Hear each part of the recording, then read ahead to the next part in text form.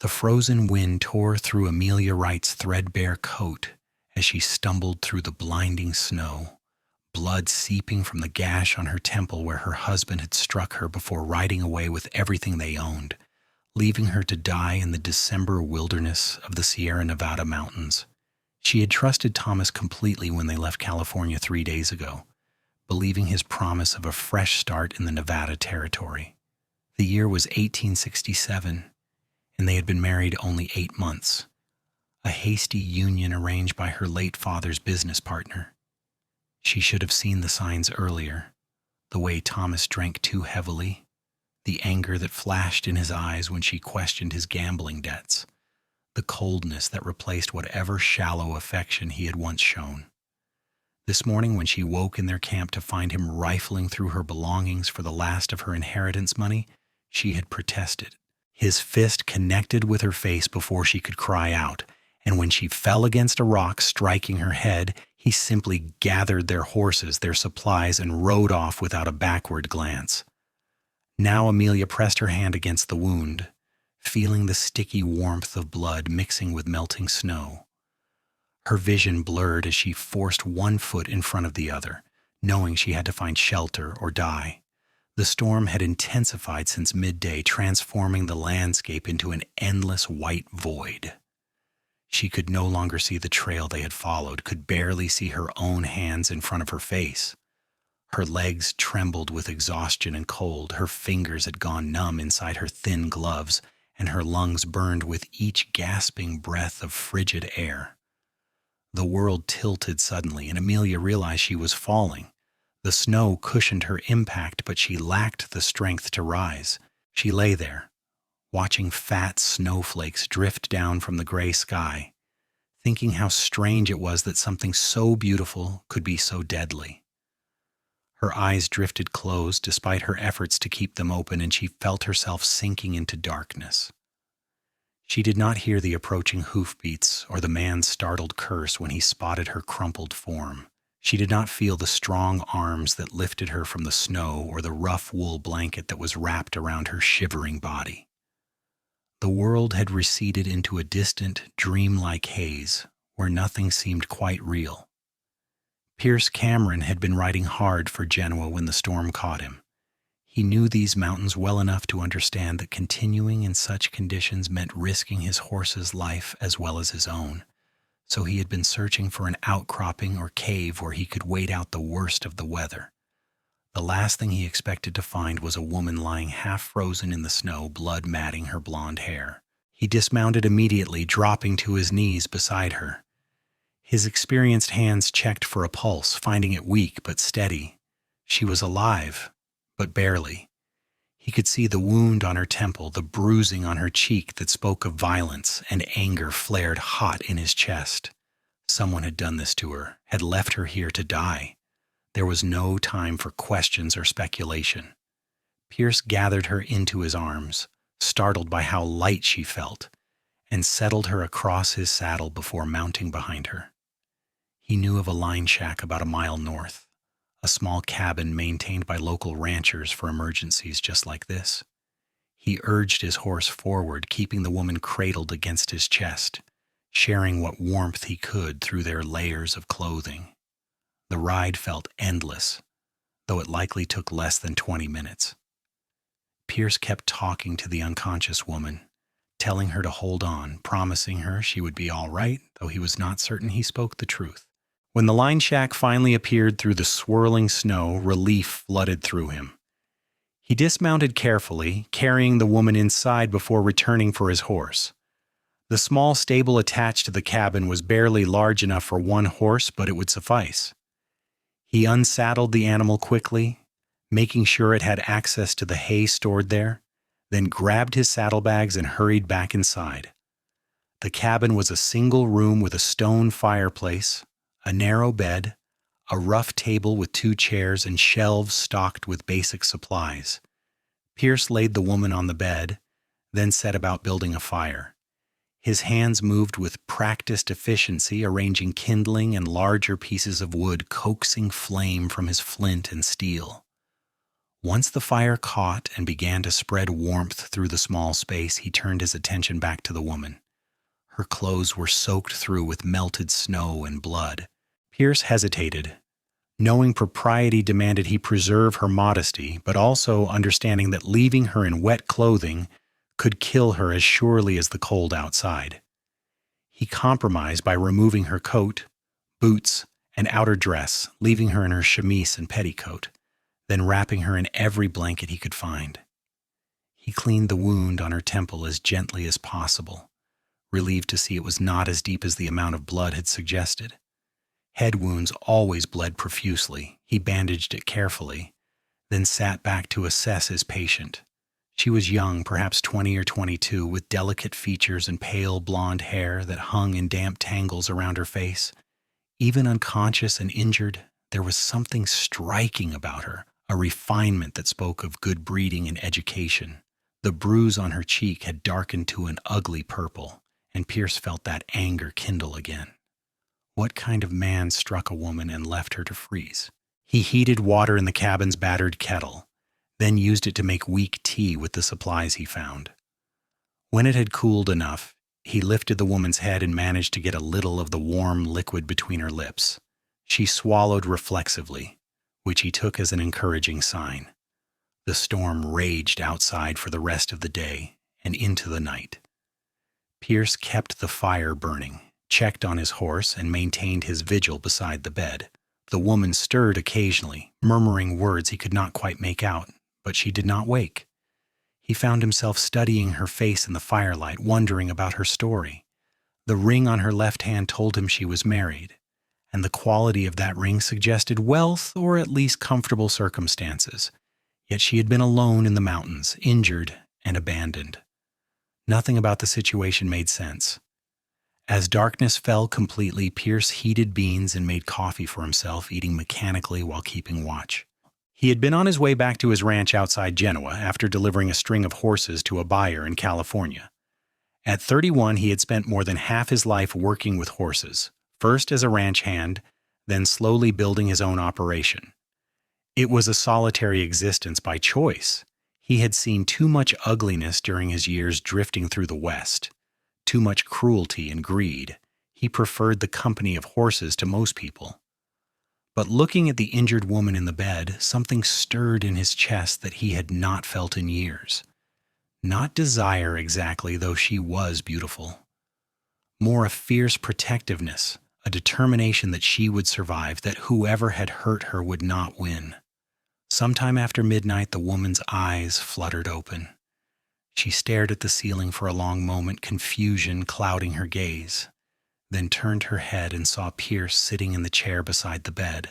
Fear flashed across her face, and she tried to sit up, crying out at the pain the movement caused. "Easy," Pierce said quietly, rising and holding out his hands in a calming gesture. "You are safe. I found you in the snow and brought you here. My name is Pierce Cameron. I mean you no harm." The woman pressed her hand to her bandaged temple, wincing. Her eyes, he noticed, were a remarkable shade of blue-green, like the ocean on a clear day. She looked around the cabin, taking in the rough furnishings, the fire crackling in the hearth, then looked down at herself and seemed to realize she was in her undergarments. Color flooded her pale cheeks. "Your clothes were wet," Pierce explained. "I removed only what was necessary to prevent you from catching your death. They are drying by the fire." She nodded slowly, then cleared her throat. When she spoke, her voice was hoarse and weak. "Thank you. I thought I would die out there." "You nearly did." Pierce poured water from the kettle into a cup and handed it to her. "Drink this slowly." She took the cup with trembling hands and sipped. After a moment, she looked up at him again. "How long have I been here?" "Since midday yesterday. The storm is still going strong outside." "What is this place?" "A line shack. Ranchers maintain them for emergencies. We are about 6 miles from Genoa." He paused, then asked carefully, "What happened to you? Who hurt you?" The woman's expression closed off, pain and shame warring in her eyes. She looked down at her cup. "My husband. He left me there." The simple statement delivered in such a flat tone made Pierce's jaw tighten. Why? Because I was no longer useful to him. He married me for my inheritance, spent it all gambling and drinking, and when there was nothing left, he decided I was not worth the trouble of keeping around. Her voice remained eerily calm, as though she were recounting someone else's story. We were traveling from California. He struck me when I tried to stop him from taking the last of my money. I fell and hit my head, and when I came to, he was gone. Took both horses, all our supplies, everything. Pierce felt his hands curl into fists. He had met plenty of worthless men in his life, but this went beyond mere worthlessness into something darker. What is your name? Amelia. Amelia Wright. She caught herself. Well, Amelia Henderson now, I suppose, though I wish to God I had never taken that name. Where are you from originally? San Francisco. My father owned a shipping company. When he died last year, his business partner convinced me to marry Thomas Henderson, said he was a respectable businessman who would manage my inheritance properly. Her laugh was bitter and hollow. He managed it all right. Managed to lose it all at cards and roulette tables within 6 months. Pierce moved to the fireplace and poured coffee into a second cup, needing something to do with his hands. When the storm clears, I will take you to Genoa. There is a doctor there who can look at your injuries properly, and a sheriff who should hear about what your husband did. Amelia shook her head. Thomas is probably halfway to Utah or Montana by now. Men like him are good at running. That does not mean he should get away with what he did to you. Perhaps not. Amelia took another sip of water. But right now I am more concerned with surviving than with revenge. I have no money, no possessions, no family. I do not even know what I'm supposed to do next. The hopelessness in her voice tugged at something deep in Pierce's chest. He turned to face her, studying her pale face in the firelight. First, you heal. After that, we will figure out the rest. Why would you help me? You do not even know me. Because someone needs to, and I happen to be here. He said it simply, as though it were the most obvious thing in the world. Amelia's eyes filled with tears, and she looked away quickly, blinking them back. I do not deserve kindness. I was foolish enough to marry Thomas, foolish enough to believe his lies. Being deceived does not make you foolish. It makes you human. Pierce brought his coffee to the chair and sat down again. You should rest. Your body needs time to recover. I do not think I can sleep. Every time I close my eyes, I see Thomas riding away, leaving me there in the snow. Her voice shook slightly. I thought I meant something to someone, that my life had value beyond what I could provide financially. I was wrong. Pierce leaned forward, his expression intense. Listen to me, Amelia. What your husband did says everything about him and nothing about you. He is a coward and a fool. Any man who would abandon a woman in the wilderness deserves to hang. You survived something that would have killed most people. That takes strength, not foolishness. She met his eyes, and for a moment, neither of them spoke. Something passed between them in that silence, a connection that surprised them both. Amelia was the first to look away, color rising in her cheeks again. I should not be having this conversation while dressed in only my undergarments, she said, attempting lightness. What you must think of me. I think you're remarkably composed for someone who nearly died yesterday. Pierce stood and retrieved her dress from where it hung near the fire. He felt the fabric and found it mostly dry. This should be warm enough now. I will step outside for a moment to check on my horse and give you privacy to dress. In the middle of a blizzard? I have weathered worse. He pulled on his coat and hat, then headed for the door. Call out when you are decent. Outside, the wind hit him like a physical blow, driving snow into his face and stealing his breath. He made his way to the small stable, checked that his horse was still secure and comfortable, then lingered there longer than necessary to give Amelia adequate time. The cold helped clear his head, which seemed to need clearing. He had no business feeling protective of a married woman, no matter how badly her husband had treated her. Yet he could not shake the memory of how she had looked lying in the snow, could not forget the despair in her voice when she spoke of having nothing left. When he returned to the cabin stamping snow from his boots, Amelia was sitting on the edge of the bed, now dressed in her somewhat wrinkled but dry clothing. She had attempted to comb her fingers through her tangled hair with limited success. She looked exhausted and fragile, but there was a determined set to her jaw that suggested steel beneath the delicate exterior. "Thank you," she said, "for your discretion." Pierce shrugged out of his coat and hung it by the door. "There are beans and coffee if you are hungry." "I do not think I could eat anything right now. My head is pounding." "That is to be expected with a head injury. You need to rest, truly rest. The bed is yours tonight. I will take the floor by the fire." "I cannot take your bed. You saved my life. The least I can do is not steal your sleeping spot." "The bed is barely big enough for one person and you are injured. I insist." His tone made it clear the discussion was over. Amelia studied him for a long moment.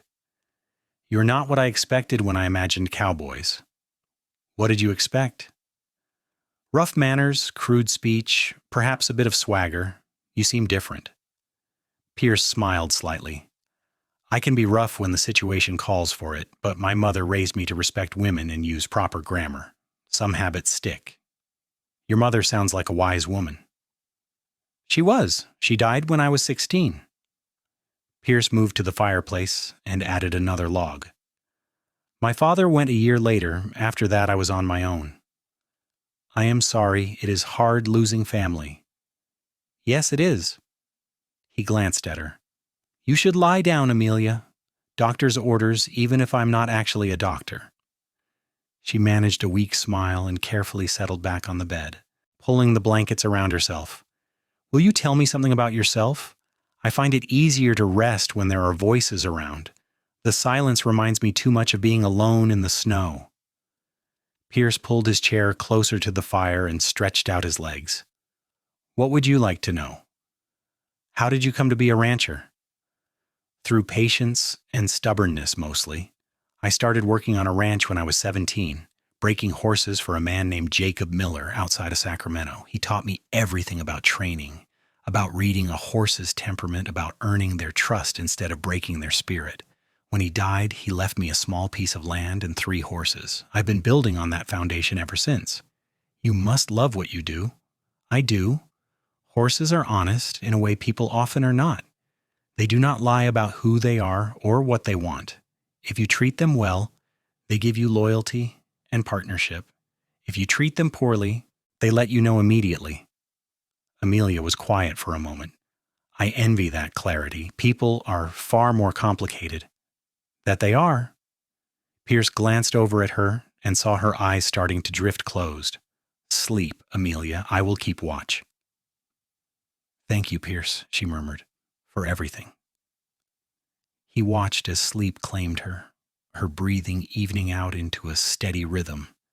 The storm continued to howl outside, but inside the small cabin, warmth and safety prevailed. Pierce settled into his chair, content to maintain his vigil through the long night ahead. The storm finally broke 2 days later. During that time, Pierce and Amelia existed in a strange, suspended reality, cut off from the world beyond the cabin walls. Pierce kept the fire burning, cooked simple meals from the cabin stores, and watched over Amelia as her strength slowly returned. She slept frequently those first 2 days, her body demanding rest as it healed from exposure and injury. When she was awake, they talked. Pierce learned that Amelia had been 21 when her father died, 22 when she married Thomas Henderson, and was now 23 with her whole life feeling like ruins around her. She spoke of growing up in San Francisco, of her education at a finishing school, of her love for reading and music. She described her father with obvious affection, a hard-working man who had built his shipping business from nothing and who had doted on his only child after her mother died in childbirth. "He would have been so disappointed in me," Amelia said on the second evening, staring into the fire. "He trusted his business partner to look after me, and I let myself be manipulated into a disastrous marriage." "Or your father would have recognized that his partner betrayed his trust and that you were a victim of circumstances," Pierce countered. He was sitting on the floor near the fireplace, his back against the wall, while Amelia occupied the single chair. She had insisted on surrendering it to him earlier, but he had refused, so they had compromised with him taking the floor. You cannot blame yourself for other people's cruelty.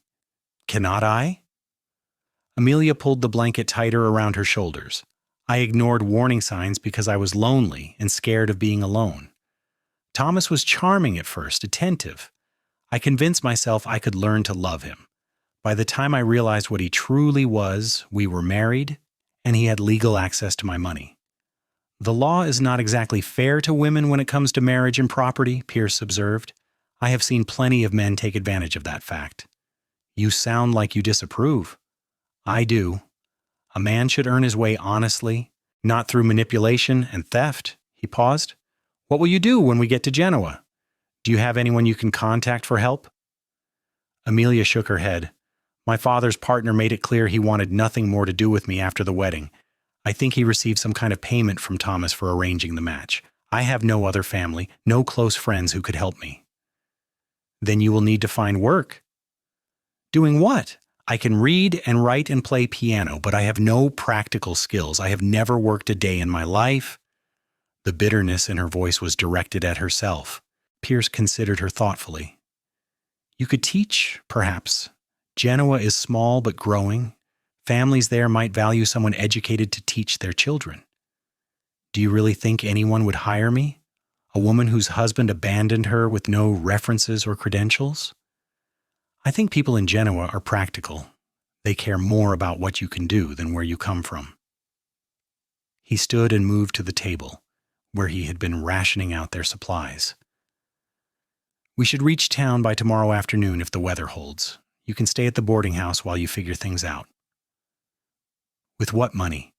Amelia asked quietly. I cannot pay for lodging, meals, anything. Pierce turned to face her. I will cover your expenses until you get on your feet. I cannot ask you to do that. You are not asking, I am offering. He saw her about to protest and held up a hand. Amelia, you nearly died. Your husband stole everything from you and left you for dead. Right now you need help, and I am able to provide it. That is all there is to it. Why?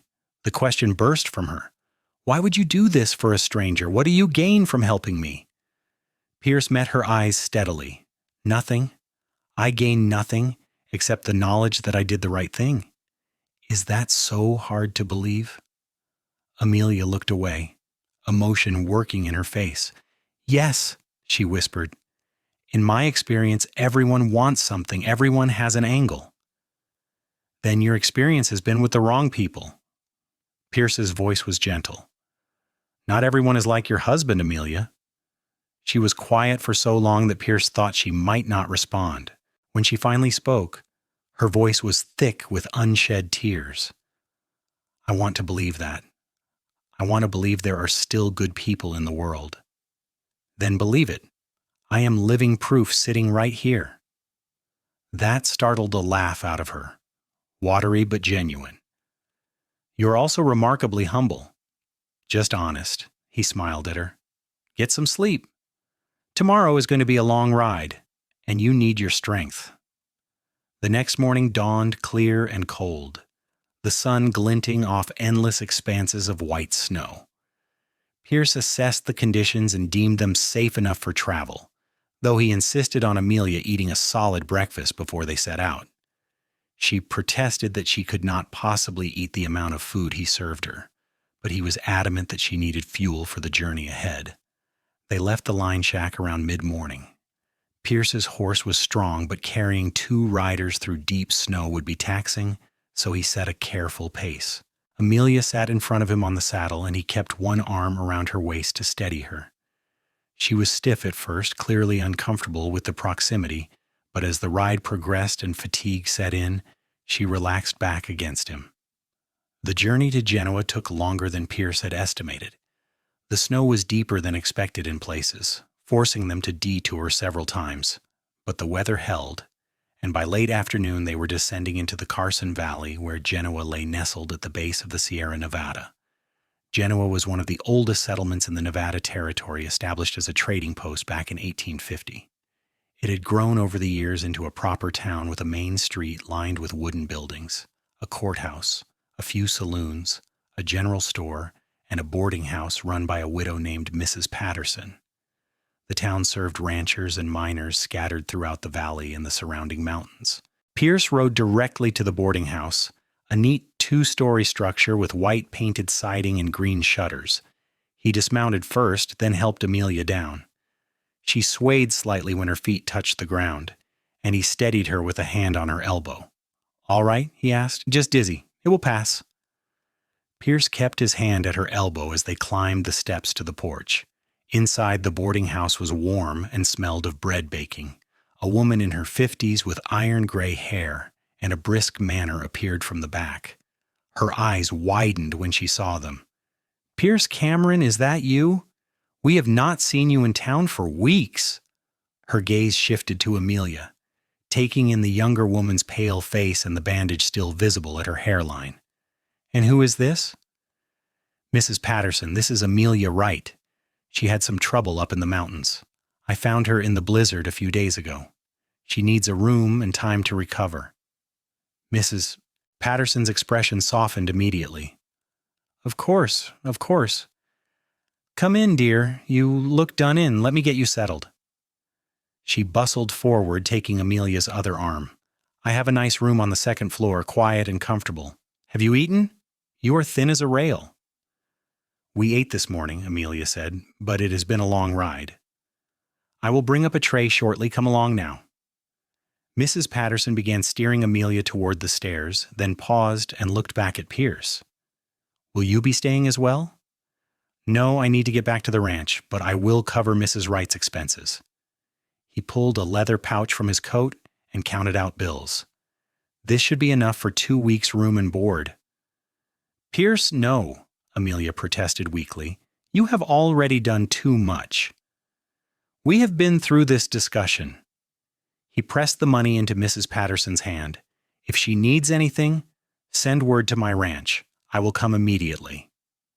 Mrs. Patterson looked between them with obvious curiosity, but had the grace not to ask questions. "Very well. I will take good care of her, Pierce. You have my word." "I know you will." Pierce turned to Amelia. "Rest, eat, get your strength back. I will check on you in a few days." Amelia looked like she wanted to argue further, but exhaustion won out. "Thank you, Pierce, for everything. I owe you my life." "You owe me nothing." He held her gaze for a moment longer, something unspoken passing between them, then turned and left before he could think better of it. Outside, he mounted his horse and rode toward the edge of town where the sheriff's office stood. Sheriff Marcus Brennan was a capable man in his 40s who had brought a measure of order to the rough-and-tumble territory. Pierce found him at his desk, going through wanted posters. "Pierce Cameron," Brennan said, looking up. "What brings you to town?" "A matter I thought you should know about." Pierce settled into the chair across from the sheriff's desk and told him the story of finding Amelia in the snow, what she had told him about her husband, and the bruises and injuries she had sustained. Brennan's face darkened as he listened. When Pierce finished, the sheriff sat back in his chair. "Thomas Henderson, you said?" "That is the name she gave me." "I will check with other sheriffs, see if anyone has heard of him. The problem is, even if we find him, proving what he did will be difficult. It is her word against his, and legally, she is still his wife." "So he gets away with attempted murder?" "I did not say that. I said it will be difficult, not impossible. I will do what I can." Brennan studied Pierce thoughtfully. "You seem personally invested in this woman's welfare." "I found her dying in the snow. That tends to create a sense of responsibility." "Is that all it is?" Pierce stood, suddenly eager to leave. "That is all it needs to be. Let me know if you find anything on Henderson." He left before Brennan could press further. The truth was, Pierce was not entirely sure what he felt when it came to Amelia Wright. Protectiveness, certainly. Admiration for her strength and dignity in the face of terrible circumstances. But there was something else, something that stirred in his chest when she smiled at him, when their eyes met across the firelight, when he felt her lean back against him on the ride to town. It was a feeling he had no right to indulge, given that she was married and traumatized and completely dependent on his help. The power imbalance alone was enough to make any honorable man keep his distance, so he would do exactly that. He would check on her periodically, make sure she was all right, help her find work if possible, but he would not allow himself to feel anything beyond basic human compassion. The resolution lasted exactly 3 days. Pierce told himself he was simply checking in as promised when he rode into Genoa that Friday. He had spent the past days working his ranch, breaking a young gelding to saddle, repairing fences damaged by the storm, keeping himself busy and exhausted so he would not think about blue-green eyes and a voice that stayed with him even in sleep. Mrs. Patterson greeted him warmly when he arrived at the boarding house. "Pierce, how good of you to come. Amelia has been asking about you." "How is she?" "Better. Dr. Mitchell came by to check her injuries. He said she's healing well, though she needs rest and good food. I have been making sure she gets both." Mrs. Patterson lowered her voice. "She is a lovely girl, Pierce. Refined, well-mannered. What happened to her is a tragedy." "Where is she now?" "In the sitting room. She has been reading to some of the other ladies who board here. Go on in." Pierce found Amelia seated in a comfortable chair near the window, afternoon sunlight gilding her hair. She was reading aloud from a book, her voice clear and expressive, while 3 other women listened with obvious pleasure. She looked up when Pierce entered, and her whole face brightened. "Pierce," she said, setting the book aside, "I did not expect to see you today. I said I would check on you." He nodded to the other women, who were watching him with undisguised interest. "Ladies." "We were just finishing the chapter anyway," one of them said, rising. "Come along, girls. Let us give them some privacy." The women filed out with knowing looks that made Pierce uncomfortable and brought color to Amelia's cheeks. When they were alone, she gestured to the chair beside her. "Please sit. You do not need to hover in the doorway like a nervous schoolboy." Pierce sat, noting how much healthier she looked than just 3 days ago. The bruise on her cheek was fading, the bandage on her temple was smaller, and she had gained back some of the weight the ordeal had stolen from her. She wore a simple gray dress that Mrs. Patterson must have lent her, and her hair was pulled back in a neat bun. "You look well," he said. "I feel much better. Mrs. Patterson has been feeding me constantly, and Dr. Mitchell said my injuries are healing properly. I was fortunate you found me when you did." "Fortunate is one word for it." Pierce leaned back in his chair. "Have you given any thought to what comes next?" Amelia's smile faded slightly. "I have thought of little else. Mrs. Patterson mentioned that the school teacher left town last month to get married. The school has been closed since then. I was thinking I might approach the town council about the position." "That is an excellent idea. You are certainly qualified. On paper, perhaps. But I have no experience teaching. And there is the matter of my circumstances. I am not sure they will want someone like me influencing their children."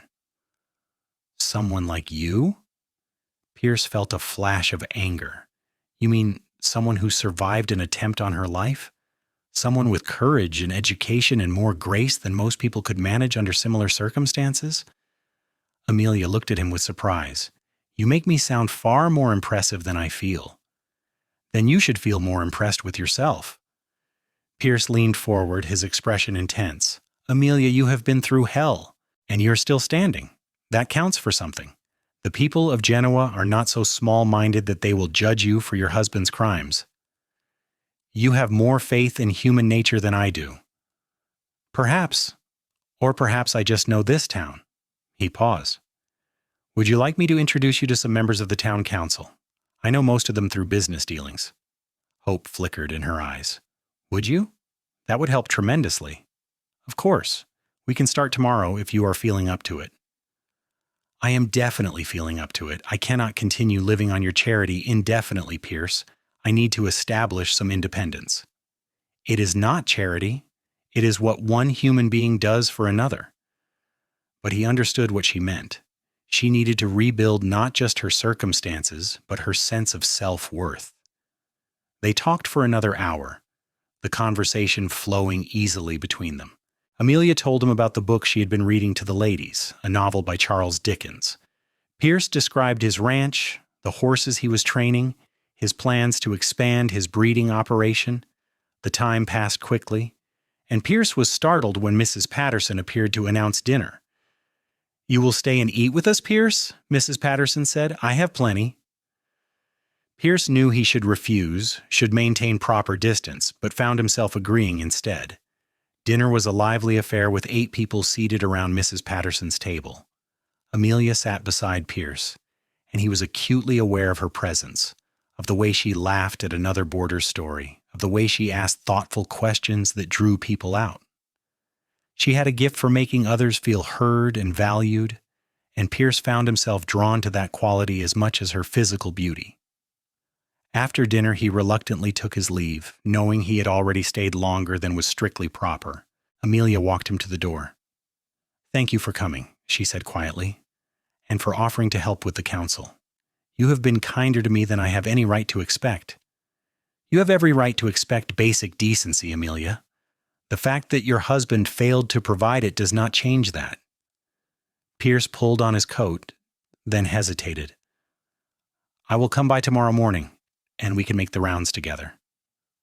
"I look forward to it." Pierce rode home through the gathering darkness, his thoughts in turmoil. He was in dangerous territory, and he knew it. Amelia Wright was married, vulnerable, and dependent on him. Getting emotionally involved would be a mistake for both of them, yet he could not seem to stop himself from seeking her out, from wanting to see her smile, from feeling his chest tighten when she said his name. He needed to be more careful. He needed to maintain appropriate boundaries. He needed to remember that helping her did not mean claiming her. Over the next 2 weeks, Pierce introduced Amelia to various members of Genoa's small-town council. She impressed them all with her education, her poise, and her genuine enthusiasm for teaching. The council agreed to hire her as the new school teacher, with a modest salary and the use of a small cottage that came with the position. Classes would resume in January, giving Amelia time to prepare. Pierce helped her move into the cottage, a neat one-room building near the schoolhouse. It was sparsely furnished but clean, with a wood stove for heat and a decent bed. Mrs. Patterson and some of the other ladies donated household items, blankets, and basic supplies. The whole town seemed to rally around Amelia, treating her with kindness and acceptance that clearly moved her. "I did not expect this," Amelia told Pierce, as they arranged books on a shelf the day before Christmas. "I thought people would judge me, whisper behind my back. Instead, they have welcomed me." "I told you the people here were good." Pierce set down the stack of books he was carrying. "You have earned their respect, Amelia. They see who you are, not just what happened to you." She turned to face him, her expression serious. "I could not have done any of this without you, Pierce. You saved my life, helped me find work, supported me every step of the way. I do not know how to repay that debt." "There is no debt. How many times do I have to say that?" "Until I believe it, I suppose." She smiled, but there was something wistful in her eyes. "Will you come to the Christmas service tomorrow at the church? I know you have your ranch to run, but it would mean a lot to me if you were there." Pierce knew he should refuse. He had been spending too much time in town, too much time with Amelia. People were starting to talk, making assumptions about their relationship. Sheriff Brennan had even pulled him aside to warn him about the complications of getting involved with a married woman, even one who had been abandoned. But looking at Amelia, seeing the hope in her eyes, Pierce found himself unable to say no. "I will be there," he said.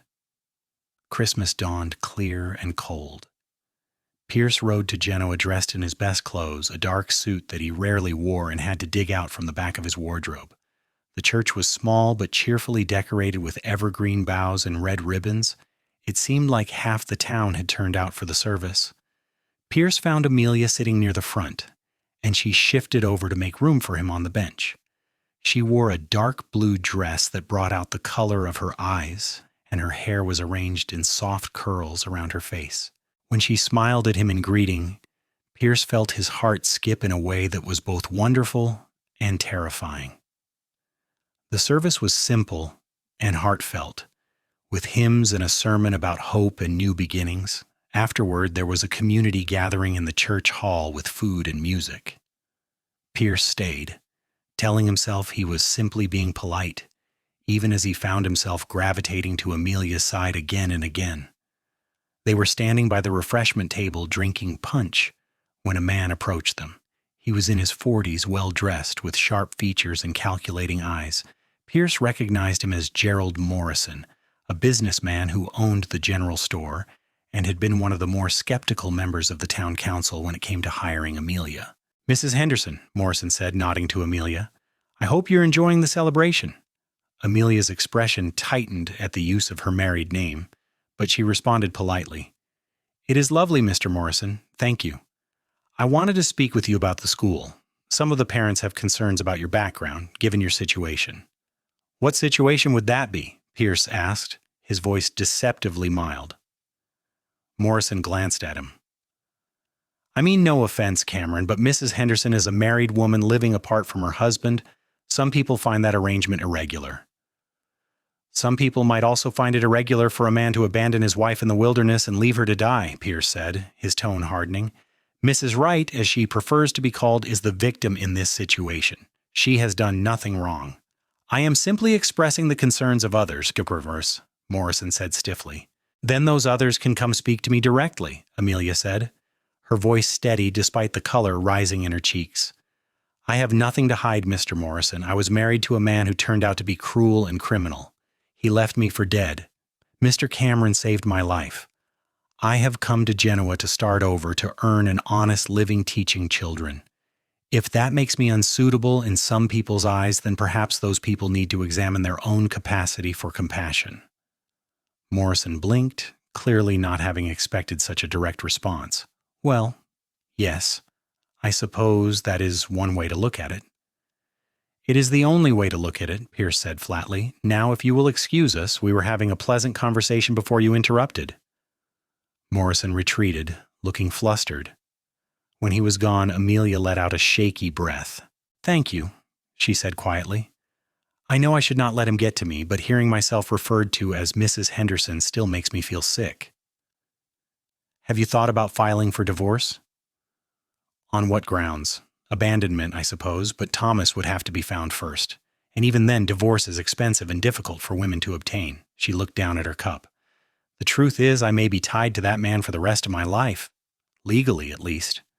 The thought made Pierce's jaw tighten. "There has to be something we can do." "We?" Amelia looked up at him. "Pierce, this is my problem, not yours. You have already done more than anyone could expect." "Maybe I want to do more." The words came out before Pierce could stop them. Amelia's eyes widened. For a moment, they simply stared at each other, the noise of the gathering fading into background. The air between them seemed charged with everything they had not said, all the feelings they had been carefully not acknowledging. "Pierce," Amelia began, her voice barely above a whisper. "I'm sorry," Pierce said quickly. "That was inappropriate. I should not have said anything." "No, I'm glad you did, because I need you to understand something." Amelia set down her cup and turned to face him fully. "You have become incredibly important to me. These past weeks, getting to know you, spending time with you, it has been the bright spot in what was the darkest period of my life. But I am still legally married to Thomas Henderson. I have no money, no prospects beyond teaching, and a scandal hanging over my head. I cannot offer you anything, Pierce. It would not be fair to you." "What if I do not care about fair?" Pierce kept his voice low, aware of the people around them. "What if I care about you?" "Then that makes this harder, not easier." Amelia's eyes shimmered with tears. "Because I care about you too. More than I should, given everything. But I cannot be with you, not like this. Not when I am still tied to another man and dependent on your help. It would be wrong."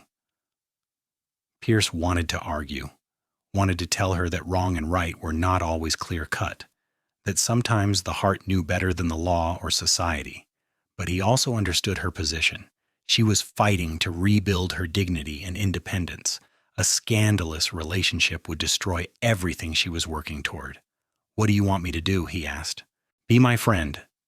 Continue to be the kind, honorable man who saved my life, but please do not push for more than I can give right now. I need time to figure out who I am outside of being Thomas Henderson's abandoned wife. Can you understand that?" Pierce nodded slowly, even though everything in him rebelled against the idea of maintaining careful distance. "I understand. I do not like it, but I understand. Thank you." Amelia reached out and squeezed his hand briefly before letting go. "You are a good man, Pierce Cameron. Better than I deserve." "You deserve everything good, Amelia. I hope someday you believe that." They spent the rest of the gathering maintaining a careful, friendly distance. Pierce left earlier than he had planned, needing space to think. On the ride back to his ranch, he tried to sort through his tangled feelings. He had known Amelia for less than a month, yet she had become essential to his thoughts, his days, his plans for the future. It was impractical and complicated and probably foolish. It was also undeniable. The next month passed slowly. Amelia threw herself into teaching, opening the school in early January with 12 students ranging in age from 6 to 14. Pierce heard from various sources that she was an excellent teacher, patient and creative, bringing lessons to life in ways that engaged even the most reluctant students. He saw her occasionally in town, and they spoke politely, friendly, but distant. It was torture. In late January, Sheriff Brennan paid Pierce a visit at his ranch. The sheriff dismounted and accepted the offer of coffee, and they stood on Pierce's porch in the cold afternoon air. "I have news about Thomas Henderson," Brennan said without preamble. Pierce's hand tightened on his cup. "What kind of news?" "He was found dead 2 weeks ago in a saloon in Virginia City, got into a card game, was caught cheating, and the other player shot him. The sheriff there identified him from papers in his belongings." Pierce absorbed this information, trying to sort through what he felt.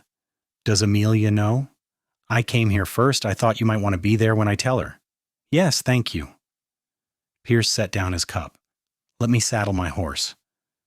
They rode to Genoa together, arriving as the school day was ending. They waited while Amelia dismissed her students. Then Brennan asked if they could speak privately. Amelia glanced between them, fear flickering across her face. "What is it? What has happened?" "Let us go to your cottage," Pierce suggested gently. "You should sit down for this." Inside the small cottage, Amelia sat in her single chair while Pierce and Brennan stood. The sheriff told her about Thomas Henderson's death with admirable directness and compassion.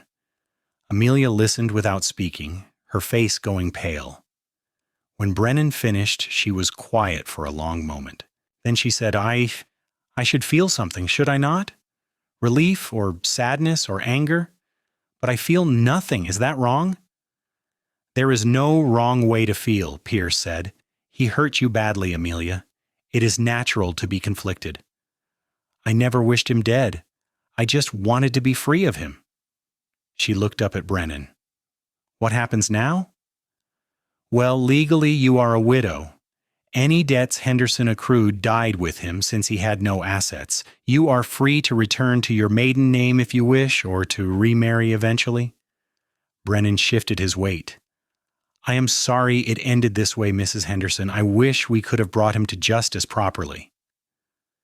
"Justice was served, just not through the courts." Amelia stood. "Thank you for telling me, Sheriff Brennan. I appreciate you making the trip." After Brennan left, Pierce remained. Amelia walked to the window and stared out at the street, her arms wrapped around herself. "Are you all right?" Pierce asked. "I do not know. I thought I would feel relief, but instead I just feel empty." She turned to look at him. "Is that terrible? That I do not mourn him?" "No. He gave you nothing to mourn." Pierce moved closer. "But this does change things, Amelia. You are free now." "Free?" She tested the word. "I suppose I am. Free to teach. Free to build a life here. Free to make my own choices without any man having legal control over me. Free to pursue whatever makes you happy," Pierce added quietly. Amelia met his eyes, and something shifted in her expression. "Pierce, I need time. I know that probably is not what you want to hear, but I need time to figure out who I am now. For my entire adult life, I have been defined by men. First my father, then Thomas, then you. I do not want to define you, Amelia. I know you do not. But I need to stand on my own, need to prove to myself that I can build a life through my own strength and choices. She stepped closer to him. That does not mean I do not care for you. It does not mean I want you out of my life. But I need space to breathe, to grow into this new version of myself. Can you give me that? It was not what Pierce wanted. What he wanted was to pull her into his arms, to tell her he loved her, to ask her to build a life with him. But he also understood what she was saying, and he respected her enough to honor it. Take all the time you need, he said. I will be here when you're ready. Thank you. Amelia reached out and took his hand, holding it between both of hers. You are the best man I have ever known, Pierce Cameron. I hope you know that. Pierce squeezed her hand gently, then let go and left before he could change his mind. Spring came to the Carson Valley with a rush of green grass and wildflowers. Pierce threw himself into work, breeding his best mare to a quality stallion, breaking young horses, repairing winter damage to his property. He expanded his herd, took on a hired hand to help with the increased workload, and generally kept himself too busy to think about Amelia Wright. Except he thought about her constantly anyway. He saw her in town occasionally, always from a distance. She seemed to be thriving in her role as school teacher, earning the respect and affection of her students and their parents. She had settled into Genoa's small community, attending church services and social gatherings, making friends with other women, building the independent life she had told him she needed. Pierce was happy for her. He was also quietly miserable. In late April, one of Amelia's students broke his arm falling from a tree. The boy's father asked Pierce if he could ride to town to fetch Dr. Mitchell while the father stayed with his injured son. Pierce agreed. And after locating the doctor, he decided to check in at the school to let Amelia know what had happened, since the boy was one of her students. He found her in the schoolyard during the lunch hour, supervising several children playing a game. She looked up when he approached, surprise and pleasure crossing her face. Pierce, hello. I have not seen you in weeks. I have been busy at the ranch. He explained about the injured student, and Amelia's expression shifted to concern. Oh no, poor Timothy. Is he all right? Dr. Mitchell's on his way out there now. It looked like a clean break, painful, but not serious. That is a relief. Amelia called to one of the older girls to watch the children for a moment, then walked over to where Pierce stood at the edge of the yard. How have you been? Well enough. The ranch is doing good. I just got a new foal last week, beautiful little filly. That is wonderful. Amelia smiled, but there was something tentative in her expression. Pierce, I have been thinking about you. Have you? Yes. I have been thinking that I may have made a mistake. Pierce's heart kicked against his ribs. What kind of mistake? I asked you to give me space, to let me find myself. You honored that request completely. You have stayed away, given me room to build my own life. And I appreciate that more than I can say.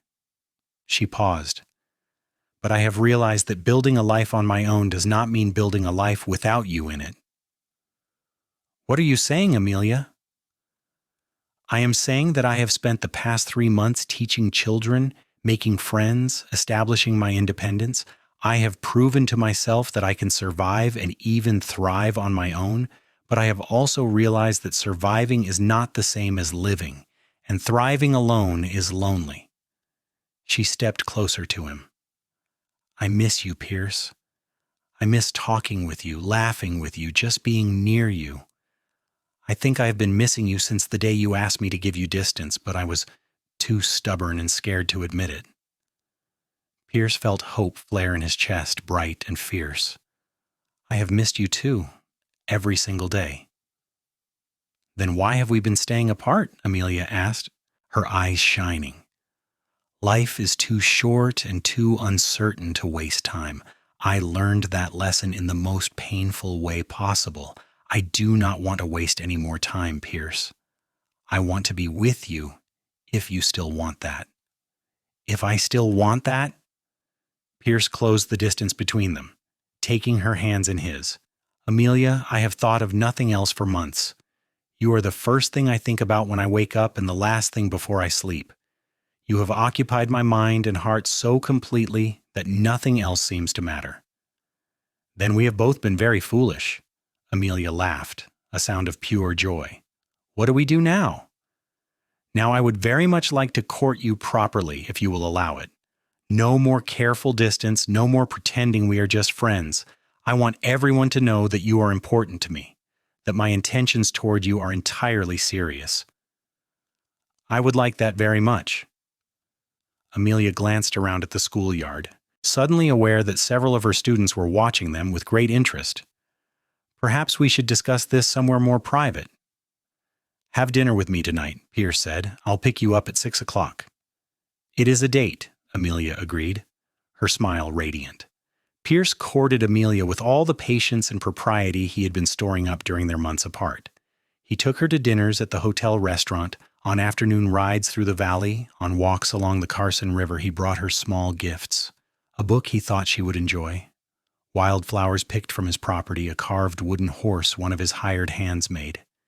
He attended school events and church services, sitting proudly beside her, making it clear to everyone in Genoa that his affections were wholly engaged.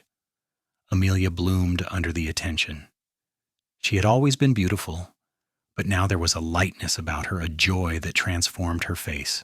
She laughed more easily, smiled more often, and seemed to have fully shed the shadow of her past. They talked about everything during those spring and early summer months. Pierce told her about his childhood, his parents, his years drifting from ranch to ranch before finding his place in Genoa. Amelia shared more about her life in San Francisco, her complicated feelings about her father's death, her regrets, and her hopes for the future. "I never thought I could be this happy," she told him one evening in late June. They were sitting on the porch of her cottage watching the sun set behind the mountains. "After everything that happened with Thomas, I thought I was broken somehow, that I would never trust anyone again." "You are not broken, Amelia. You never were." Pierce reached over and took her hand. "You survived something terrible, and you came through it stronger and wiser. That is not weakness. That is courage.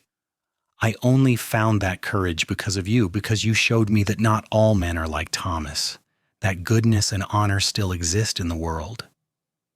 Pierce lifted her hand to his lips and kissed her knuckles. "I love you, Amelia Wright. I have loved you since the moment you opened your eyes in that line shack and looked at me like I was something trustworthy and safe. I love your strength, your kindness, your intelligence, your beautiful laugh. I love everything about you." Tears spilled down Amelia's cheeks, but she was smiling. "I love you too, Pierce. I think I've loved you from the beginning, but I was too scared to admit it even to myself. You saved my life in more ways than one. You gave me hope when I had none, friendship when I was alone, and love when I thought I would never find it again." Pierce cupped her face in his hands and kissed her, gently at first, then with growing passion as she responded. When they finally pulled apart, both were breathless. "Marry me," Pierce said. "I know we have not been courting long, but I am certain, Amelia, I want to spend the rest of my life with you. I want to wake up beside you every morning and fall asleep with you every night. I want to build a home and a family with you. Say yes." "Yes," Amelia said immediately, laughing and crying at the same time. "Yes, yes, yes, I would love nothing more than to marry you." They were married in early August in the small church in Genoa, with what seemed like the entire town in attendance. Amelia wore a simple but elegant white dress that Mrs. Patterson and several other women had helped her make. Pierce wore his best suit and could not stop smiling. The ceremony was brief and heartfelt, and when the Reverend pronounced them husband and wife, Pierce kissed his bride to enthusiastic applause. The reception was held at the hotel, with food and music and dancing. Pierce had never seen Amelia look happier than she did that day, her face glowing with joy as they moved through the crowd accepting congratulations and well wishes. "I am so happy for you both," Mrs. Patterson said, embracing Amelia warmly. You deserve all the happiness in the world, dear. Sheriff Brennan shook Pierce's hand with a knowing smile. I told you the first day I met Mrs. Wright that you seemed personally invested. I am glad I was right. Even Gerald Morrison, who had questioned Amelia's suitability as schoolteacher, congratulated them with apparent sincerity. You are a lucky man, Cameron. Your wife is an asset to this community. I know, Pierce said, watching Amelia laugh at something Mrs. Patterson was saying. I am the luckiest man alive. As the afternoon faded into evening, Pierce and Amelia slipped away from the celebration and rode out to his ranch, which would now be their home. Pierce had spent the past weeks preparing for her arrival, adding furniture to make the house more comfortable, hanging curtains, doing his best to transform the bachelor dwelling into a proper home. Amelia walked through the rooms with evident delight, exclaiming over details and already making plans for changes and improvements. When she reached the bedroom, she turned to Pierce with a shy smile. So this is where we will spend our nights together. If you approve of it, we can change anything you like. It is perfect. Amelia moved to the window, looking out over the corrals and pastures bathed in golden evening light. All of this is perfect. I cannot believe this is my life now. Pierce came up behind her and wrapped his arms around her waist, pulling her back against his chest. Believe it. You are home, Amelia. You are safe, you are loved, and you are home. She turned in his arms and kissed him, and the kiss deepened into something more urgent, more necessary. They made their way to the bed, learning each other with tenderness and passion, sealing their vows in the most intimate way possible. Afterward, they lay tangled together, Amelia's head on Pierce's chest, his fingers tracing lazy patterns on her bare shoulder. I was so scared when you found me in the snow, Amelia said softly. I thought my life was over, that I would die alone and forgotten. I never imagined that the man who saved me would become the love of my life. I never imagined I would find anyone to share my life with, Pierce admitted. I had convinced myself I was meant to be alone, that it was safer and simpler that way. And then there you were, fierce and vulnerable and impossible to forget. You changed everything. We saved each other, Amelia said. That is what I think. You saved my body, and I saved your heart. Pierce smiled and kissed the top of her head. I like that. We saved each other. The school board was understanding about Amelia's need to leave her teaching position now that she was married. They hired a new teacher to start in the fall, and Amelia threw herself into her new role as a rancher's wife. She proved to be far more capable than either of them had anticipated, learning to help with the horses, managing the household finances, even assisting with foaling when one of the mares went into labor. You are full of surprises, Pierce told her one afternoon as they worked together to gentle a skittish colt. I thought you said you had no practical skills. I said I had never worked before. I did not say I was incapable of learning. Amelia stroked the colt's nose, her voice soothing. Besides, I like this work. I like feeling useful, being part of building something. We are building a good life, Pierce agreed, together. In late October, Amelia realized she was pregnant. She waited to be certain before telling Pierce, then chose to share the news one evening after dinner. He was sitting by the fire, going over account books, when she came to perch on the arm of his chair. I have something to tell you, Assisser, she said, her tone carefully neutral. Pierce looked up, immediately alert to something in her voice. What is it? Is something wrong? No, nothing is wrong. Quite the opposite, actually. She took his hand and placed it on her still, flat stomach. I am going to have a baby. We are going to have a baby. For a moment, Pierce just stared at her, processing the information. Then a grin split his face, and he pulled her into his lap, holding her close. A baby, he repeated, wonderment in his voice. We are going to be parents. In late April or early May, the doctor thinks. Amelia laughed at his expression. Are you happy? Happy does not begin to cover it. I am ecstatic. I am terrified. I am both at the same time. He cupped her face in his hands. Are you happy? So happy. I did not think I wanted children after everything with Thomas, but now with you, I want this baby more than I can say. I want to create a family with you, Pierce, to give our child all the love and security I lacked for so long." "They will have that," Pierce promised. "Our child will grow up surrounded by love and safety. I swear it." The pregnancy progressed smoothly, though Amelia suffered from morning sickness during the first few months.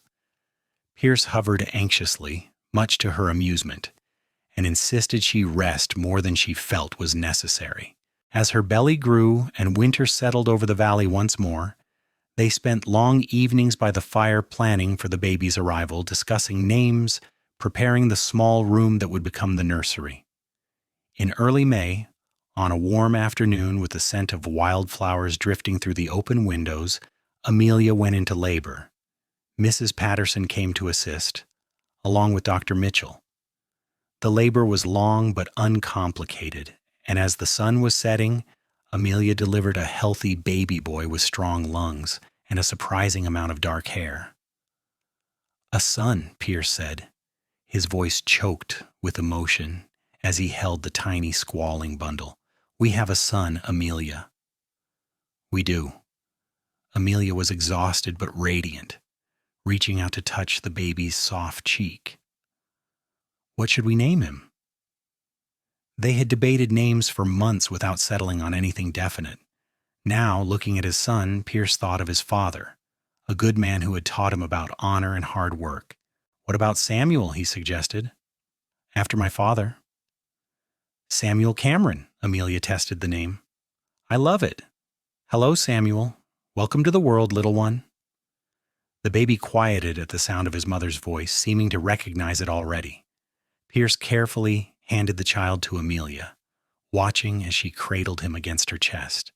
The sight filled him with such profound love and gratitude that he had to blink back tears.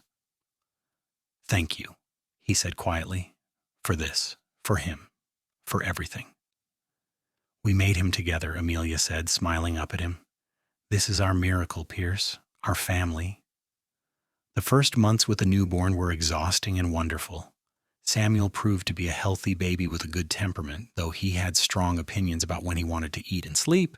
Pierce discovered a tenderness in himself he had not known existed, spending hours just watching his son sleep, marveling at tiny fingers and toes, the perfect shell of an ear, the way Samuel's mouth pursed as he dreamed. Amelia flourished as a mother, despite her initial fears about not knowing what to do. She was patient and loving, singing to Samuel, talking to him constantly, responding to his every cry. Pierce often found her in the nursery late at night, rocking the baby and humming softly, her face soft with contentment.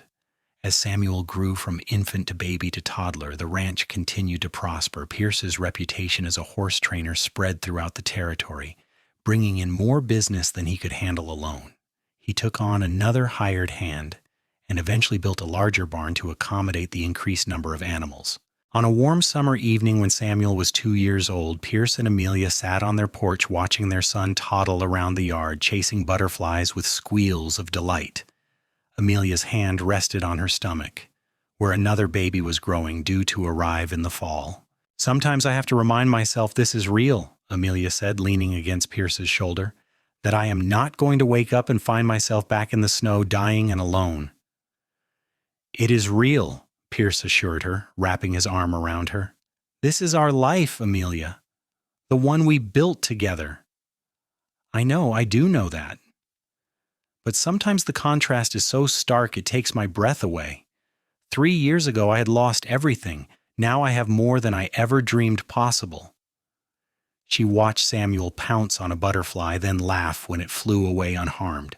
"I have a husband I love, a beautiful son, another child on the way, and a home that feels safe and happy. How did I get so lucky?"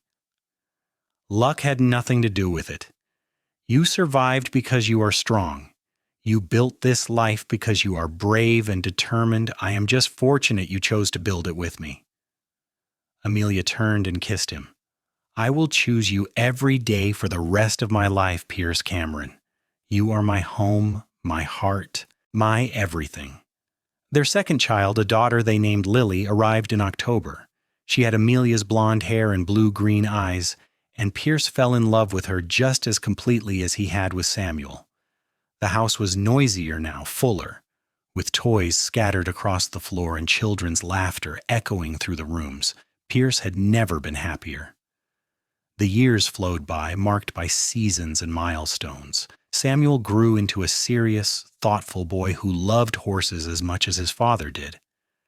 Lily was spirited and adventurous, always getting into mischief and charming her way out of trouble. When Samuel was 5 and Lily was 3, Amelia gave birth to another son, whom they named Jacob, after Pierce's mentor. The ranch expanded, and so did their family's standing in the community. Amelia occasionally taught private lessons to children whose parents wanted additional instruction, though she mostly focused on raising her own children. Pierce served on the town council for several years, using his position to advocate for fair treatment of smaller ranchers and farmers. On a crisp autumn afternoon when Samuel was 10, Pierce was working in the barn when his son came running in, breathless with excitement. "Papa, Papa, come quick! A foal is being born!" Pierce followed Samuel to the far pasture where one of his best mares was indeed in labor. Together, father and son watched as the foal emerged, wet and gangly, struggling to stand on wobbly legs. It was a beautiful moment, witnessing new life, and Pierce was struck by how much things had changed since that desperate day when he found Amelia in the snow. "It is amazing, is it not?" Samuel whispered, his eyes wide. "How something so small and helpless can become strong and fast." "It is," Pierce agreed. "With care and time, that foal will grow into a fine horse, just like you and your sisters are growing into fine people." Samuel looked up at him. "Mama told me once that you saved her life, that she would have died in the snow if you had not found her." "That is true. So if you had not saved her, I would not exist. None of us would." Samuel seemed to be working through the implications of this. "You gave us life by saving hers." Pierce had never thought of it quite that way, but his son was right. By saving Amelia, he had not only saved her life, but created the possibility of their entire family. "Your mother saved me too," Pierce said. "She gave my life meaning and purpose. We saved each other, Samuel. That is what people who love each other do." Years continued to pass, bringing changes and challenges. There were droughts that tested their resources, harsh winters that claimed livestock, illnesses that scared them all. But through it all, Pierce and Amelia faced everything together, their love deepening with each passing year. When Samuel was 21, he took over much of the day-to-day management of the ranch, allowing Pierce to slow down a bit. Lily, at 19, had become a school teacher like her mother once was, beloved by her students for her creativity and warmth. Jacob, at 16, was still finding his path but showed promise as a talented artist, filling sketchbooks with drawings of horses and landscapes. Pierce was 52 now, his dark hair liberally streaked with gray, his face lined by years of sun and wind. Amelia was 44, still beautiful to him, though she laughed when he told her so and pointed out the lines around her eyes and the silver threads in her blonde hair. They were sitting on the porch one evening, much as they had done countless times over the years, watching the sunset paint the mountains gold and crimson. Their children were grown, or nearly so, their home was peaceful, and their ranch was prosperous. They had built a good life together against all odds.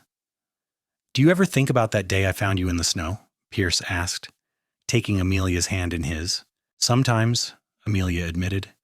"Usually when I am particularly happy, actually, I think about how close I came to dying, how easily I could have missed all of this." She gestured to encompass the house, the land, the life they had created. "Every moment of joy feels like a gift because I know how close I came to losing everything." "I think about it too. About how easily I could have taken a different route that day, missed seeing you entirely. You would have died, and I would have lived the rest of my life alone, never knowing what I had missed. But you did not take a different route. You found me, you saved me, and we built this beautiful life together." Amelia squeezed his hand. That is what matters, Pierce. Not what might have been, but what is. What is pretty wonderful, Pierce agreed. He pulled her close, and she rested her head on his shoulder as they watched darkness fall over their land. 2 years later, Samuel married a girl from Genoa, a sweet young woman named Emma, who fit seamlessly into their family. A year after that, they welcomed Pierce and Amelia's first grandchild, a baby girl. Holding his granddaughter for the first time, Pierce was overcome with emotion, amazed at how his life had unfolded from that desperate rescue in the snow to this moment of pure joy. Amelia cried happy tears when she held the baby, marveling at how the circle of life continued, how love multiplied rather than divided. "She is perfect," Amelia whispered, "and not absolutely perfect." Lily married a few years later, and Jacob eventually found his calling as an illustrator for books and newspapers, his art gaining recognition throughout the region. The family remained close, gathering often for Sunday dinners and holidays, the house once again filled with laughter and noise, now from grandchildren instead of children. Pierce was 60 when he finally decided to fully retire, turning the ranch operations entirely over to Samuel. He and Amelia spent their days in quieter pursuits now, tending the garden Amelia had cultivated over the years, taking slow rides through the valley on gentle horses, playing with their grandchildren, reading by the fire in the evenings. "We have had a good run," Pierce said one night as they prepared for bed. They moved more slowly these days, their bodies bearing the marks of age and hard work, but they moved together, a team even in the simple routines of daily life. "We have had a wonderful life," Amelia corrected. She looked at him across the room, her eyes still that remarkable blue-green that had captivated him all those years ago. "I love you, Pierce Cameron. I have loved you for more than 30 years, and I will love you for whatever time we have left. And I love you, Amelia Wright Cameron. You are the best thing that ever happened to me, the greatest gift I could have received. Thank you for choosing me, for building this life with me, for giving me a family and a home." "We gave those things to each other," Amelia said, coming to stand before him. She cupped his weathered face in her hands. "We saved each other in that snow, and we have been saving each other every day since. That is what love is, I think. Choosing each other again and again through everything life brings." Pierce kissed her, soft and sweet, a kiss that held 3 decades of love and partnership and devotion. When they pulled apart, he rested his forehead against hers. "Every day," he murmured, "I choose you every day." "And I choose you," Amelia replied. They climbed into bed together, as they had done thousands of times before, and fell asleep in each other's arms. Two souls who had found each other in the worst of circumstances and created the best of lives. Outside, the Nevada wind sang through the valley, carrying with it the promise of tomorrow, of family gathered around their table, of grandchildren playing in the yard, of love that had endured and would endure, as constant and sure as the mountains that watched over them all. The snow that had nearly killed Amelia all those years ago was long melted, replaced by seasons of growth and harvest, of joy and sorrow, of ordinary days that added up to an extraordinary life, a life built on the foundation of a cowboy's compassion and a woman's courage, sustained by love that had proven stronger than adversity, deeper than hardship, and eternal as the land itself. And so they lived, surrounded by the family they had created, the home they had built, and the love that had saved them both, until their final days arrived many years later, peaceful and fulfilled, their hands still clasped together, their story complete. A story that had begun with abandonment and snow and near death, but had transformed into something beautiful and enduring, a testament to the power of second chances and the resilience of the human heart. Their children and grandchildren would tell their story for generations, the tale of how Pierce Cameron found Amelia Wright dying in the snow, how he nursed her back to health, how they fell in love against all odds, and how they built a legacy of love and family that rippled forward through time. It became a legend in Genoa, the story of the cowboy and the abandoned woman, a reminder that even in the darkest winter, spring could come again, bringing with it new life, new hope, and new beginnings.